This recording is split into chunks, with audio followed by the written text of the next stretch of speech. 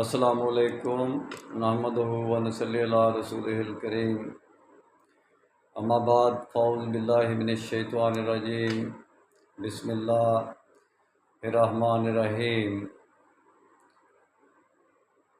Islamic world کی leadership سے میری یہ گزارش ہے، ایران نہ جائیں، ایران میں جا کر سٹے نہ کریں، کیونکہ ایران نے پہلے غزہ کے کچھ لیڈرشپ آئی تھی تو اس نے آپ ہی اس کو مرڈر کر کے کہہ دیا کہ اسرائیل نے اٹیک کیا ہے۔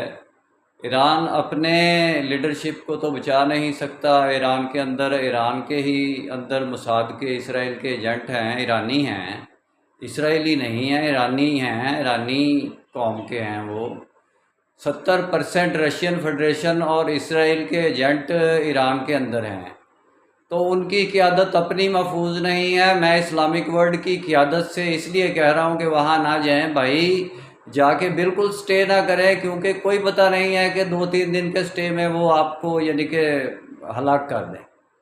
کسی قسم کی پرائیویٹ آرگنائزیشن کو بھی میں کہتا ہوں کہ وہ بھی نہ جائیں، اپنی لیڈرشپ کو لے کے اسلامک ورلڈ کی ایران کے اندر نہ جائیں اور احتیاط کریں۔ انشاءاللہ ڈیٹیل میں بات پھر ہوگی۔ میرا کام اسلامک ورلڈ کی امن اور یونائٹی کا ہے۔ آپ کے سامنے ہے کہ ایران کے اندر سے ہی سارے وہ اسرائیل کے ایجنٹ نکلتے ہیں، کھاد کے ایجنٹ نکلتے ہیں، اور کھاد کے نہیں، موساد کے ایجنٹ نکلتے ہیں، کھاد تو افغانستان کی ہے۔ تو وہاں سے ہی آپ دیکھیں گے کہ یہ انڈیا کی جو اپنا خفیہ سیکرٹس ہے اور اس کے بھی ایجنٹ وہاں بیٹھے ہوئے ہیں، اور رشین فیڈریشن کے بھی ایجنٹ وہیں پر ہیں سارے کے سارے۔ تو اس لیے یعنی KGB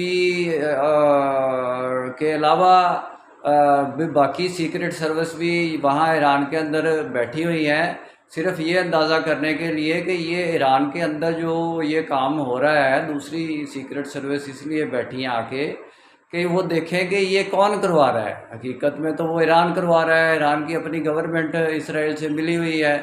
اس لیے آپ سے التماس کر رہا ہوں، میرا کام اسلامک ورلڈ کی امن اور یونائٹی کا ہے، نسبت، وحدت، خدمت، خیر کے ساتھ۔ اللہ حافظ، انشاءاللہ پھر دوبارہ ملاقات ہوگی۔